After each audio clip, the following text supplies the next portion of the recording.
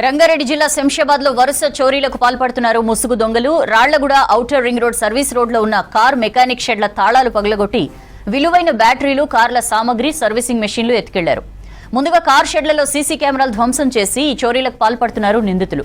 వరుసగా 2 సెంటర్లలో చోరీలకు పాల్పడుతుండటంతో ఎయిర్పోర్ట్ పోలీసులకు ఫిర్యాదు చేశారు బాధితులు. సీసీ కెమెరాల విజువల్స్ ఆధారంగా కేసు దర్యాప్తు చేస్తున్నారు పోలీసులు.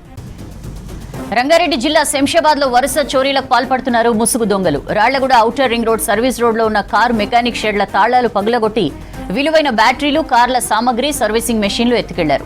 ముందుగా కార్ షెడ్లలో సీసీ కెమెరాలు ధ్వంసం చేసి ఈ చోరీలకు పాల్పడుతున్నారు నిందితులు. వరుసగా 2 సెంటర్లలో చోరీలకు పాల్పడుతుండటంతో ఎయిర్పోర్ట్ పోలీసులకు ఫిర్యాదు చేశారు బాధితులు. సీసీ కెమెరాల విజువల్స్ ఆధారంగా కేసు దర్యాప్తు చేస్తున్నారు పోలీసులు. పోయిన నెల 29 తారీఖు మబ్బుల 4 గంటల నుంచి 5 గంటల లోపల దొంగతనం అయింది. వచ్చి చూసాకల్లా రూమ్లో తాళం చేతులు ఏం లేవు, మిషన్లు ఏం లేవు, వాటర్ గన్ మిషన్లు, వ్యాక్యూమ్ క్లీనర్, టీవీఆర్ మొత్తం తీసుకొని వెళ్ళిపోయారు.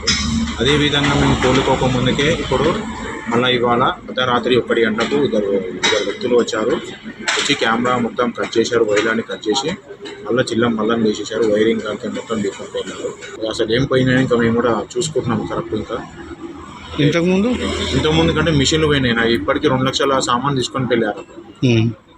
ఎట్లా వస్తారు వాళ్ళు?